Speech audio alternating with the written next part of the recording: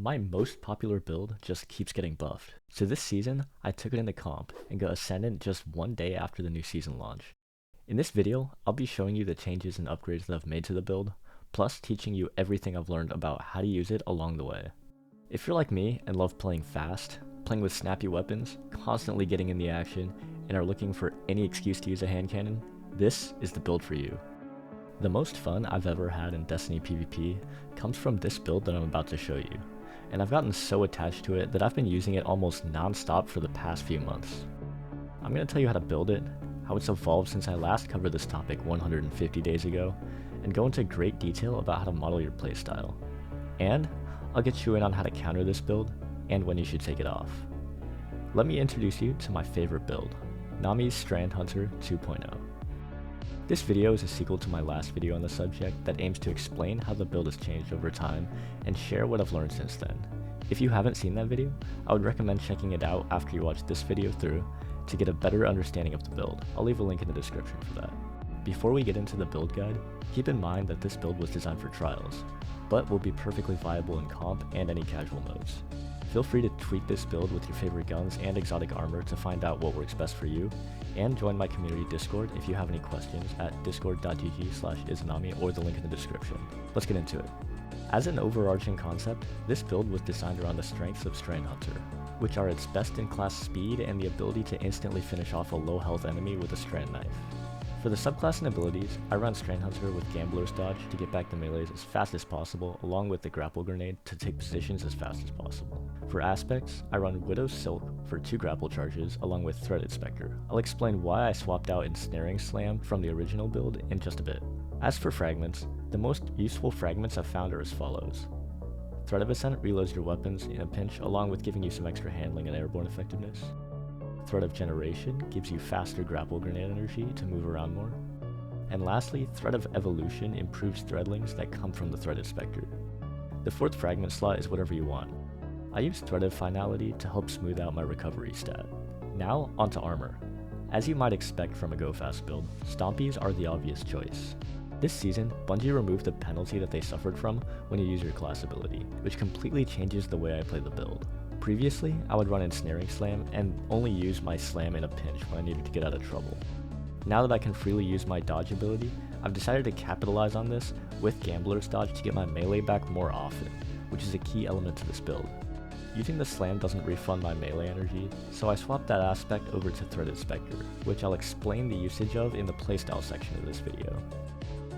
If you don't want to use Stompies, my next 3 picks go to Bombardiers, the 6th Coyote, and Gemini Jesters, which all work with Threaded Spectre and promote rolling around near enemies to get your melee back more often.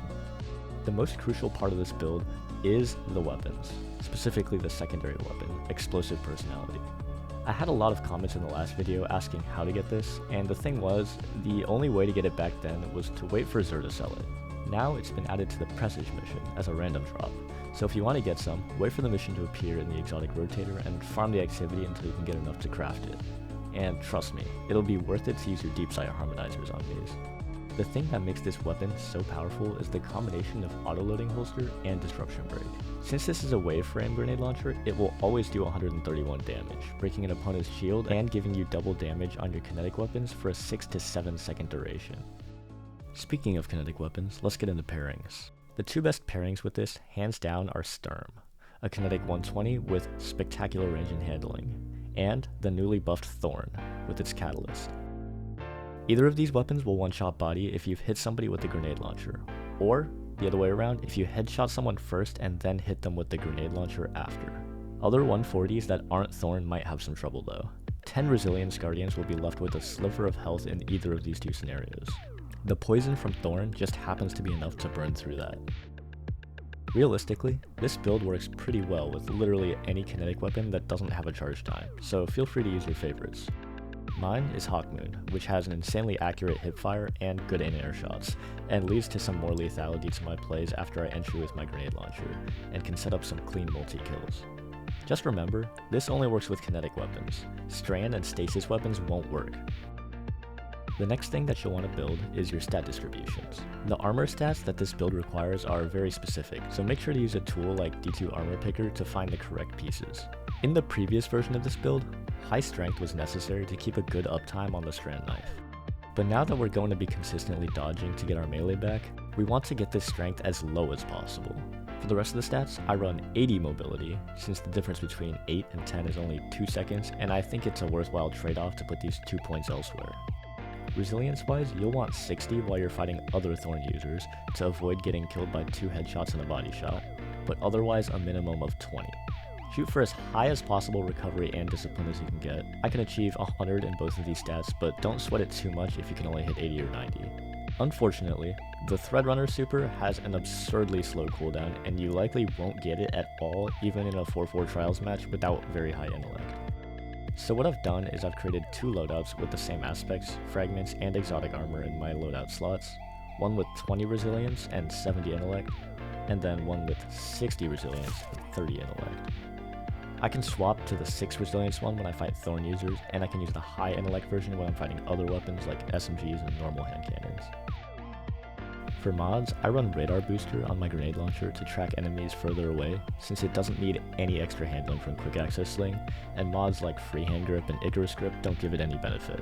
Keeping my grenade launcher out while I watch the radar is very common, and if I see movement patterns on the radar, I'll sometimes pre-fire a grenade shot at an angle when I think somebody is about to come around the corner. As for armor mods, since explosive personality reaches 93 handling and you'll never need to aim down sights with it, you can invest all of your mod slots onto other things. I run double kinetic targeting, a kinetic loader or dexterity, double kinetic unflinching, kinetic holster, better already, distribution, bomber, and utility kickstart. Here's my full mods page for you to reference. You'll notice that I'm actually running arc dexterity and an arc holster. I keep these on so that I can swap out my special weapon mid-game to an arc weapon such as a Matador or a Mercurial Overreach in a pinch. This will come in handy when you fight smarter players who know how to play against the grenade launcher properly, or if you have to get a pick with the sniper to win the game. Now I'll show you how I think this build is best played, give you some tips and tricks on gear swaps, and how to play against certain types of players. The biggest key element that makes this build so good in trials is the ability to get picks very early in the round. The idea is to use your grapple to get a spawn and get yourself into an unexpectedly far up position where you can use a combo of your grenade launcher and your charged melee to instantly get a kill if both of them hit. I didn't know though is that you're supposed to hip fire. I had no idea. I haven't really seen a Hawkmere and GL combo. That's interesting.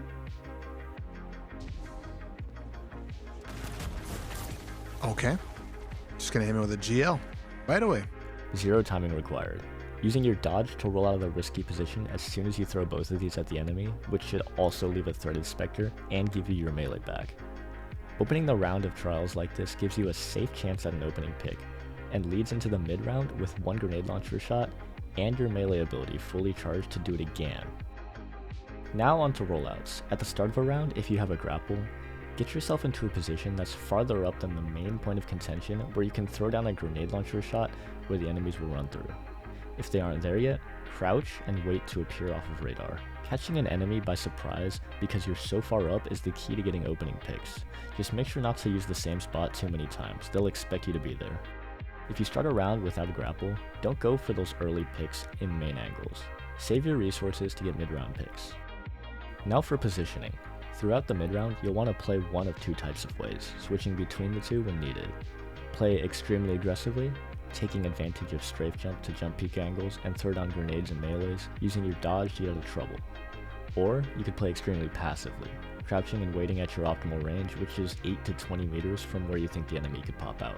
Staying close to a wall the enemy is behind, but not close enough to get shotgunned, and ping their radar with a full slice just to make them think that they can push with a shotgun, even though you're not that close.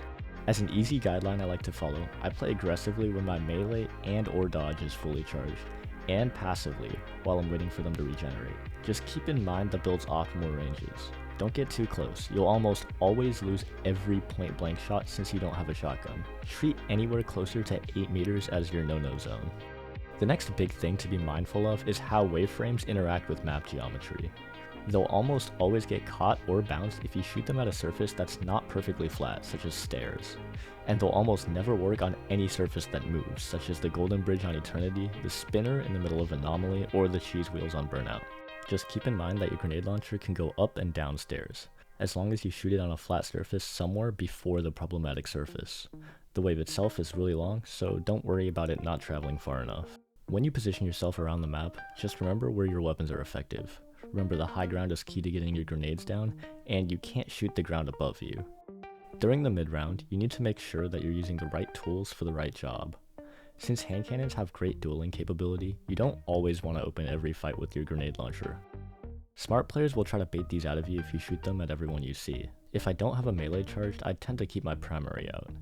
It's easier to get off a headshot with the primary and clean up with the grenade launcher than it is the other way around. This is because if somebody jumps into a fight, your grenade launcher will go off under them and miss. But if you shoot them with your primary and wait for them to hit the ground, and then grenade launcher them, it will always work. If I have a melee charged, I look for opportunities to get a free kill with my grenade launcher and melee combo, holding that in my hand instead. The newest addition to this build is Threat Inspector, and it's amazing for getting out of trouble. Since the ideal playstyle always wants to dodge when up close and in the action, you'll be able to get your decoys into the fray. You can hide behind these and throw off people's aim assist, shoot them to drop threadlings if you want to finish somebody low, and throw your strand knife at them to have them auto-track to anybody within line of sight of the decoy. This opens up potential to play aggressively when you have a dodge charge but no melee. You can get up close, get a tag with your grenade launcher, instantly dodge out of the action to get your melee back, throw your strand knife at your clone, which will track onto the enemy that you've just hit with your grenade launcher.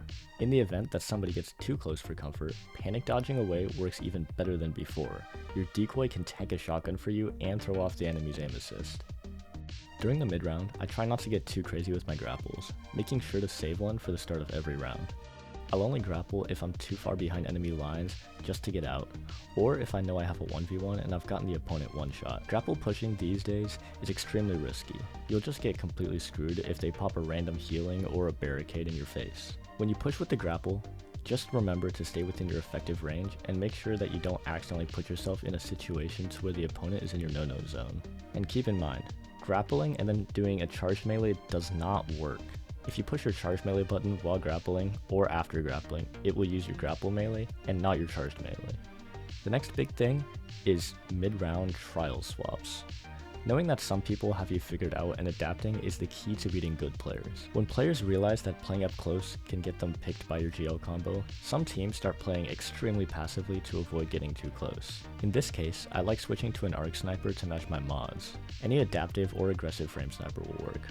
With these, you can fight those passive players, while still keeping your mid-range lethality of hitting a body shot plus throwing a melee for an instant kill. Keep in mind, a body shot plus a charged melee won't kill a 10 resilience guardian if you're using an adaptive frame. The perfect sniper to pair with this would be an adaptive frame with snapshot and high impact reserves to fix this issue. Currently, the only one in the game is the old Izanamii, and the new one doesn't have high impact reserves, so you probably don't have one.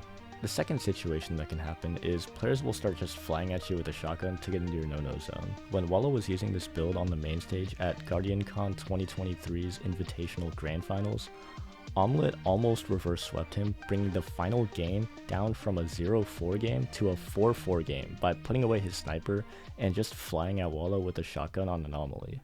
On the cap point, have this set up there. Wrathmouse with that Strand play gets the melee down, but he goes down too. Trade's going out, and that will not do it. That's going to bring this team back in it. Instructions, teacher. You can't put the big red button in front of him and say, don't push this button. I prefer chaos, as Omelette prefers Slays on the Captain Wallah. That. They're at 95%, they got it! Oh my god, we're heading to a round 9. Ladies and gentlemen, make some noise! They'll be baited in. Final capture point going down. It's a 2v2. Wallah slinging and sliding around the map. Backflips, takes down Omelette! With this silk strike for the win! Team Wallah are going to be the champions as they clutch up in round number 9. It's in situations like these that you need to have a shotgun ready to switch to when your opponents start exploiting your weaknesses, especially on tighter maps like Endless Veil, Anomaly, and Exodus Blue. And that brings us to the final portion of the video, where I'm going to tell you how to counter the build. If you see anybody on the enemy team doing this, just take it off. The first thing that this build can't deal with is multiple floating warlocks. If more than one person on the enemy team is flying around with heat rises, your grenade launcher is never going to get any picks.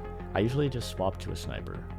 If the enemy team has a player that's jumping at you with the Invis Rat King GL build, you're losing the fight 100% of the time. The only way to counter these players is with a Wish Ender. If the enemy team has more than one Overshield Titan, you're also not going to win any fights. None of your combos do enough damage to get picks through the Overshield. Usually in this case, I'll swap to a shotgun.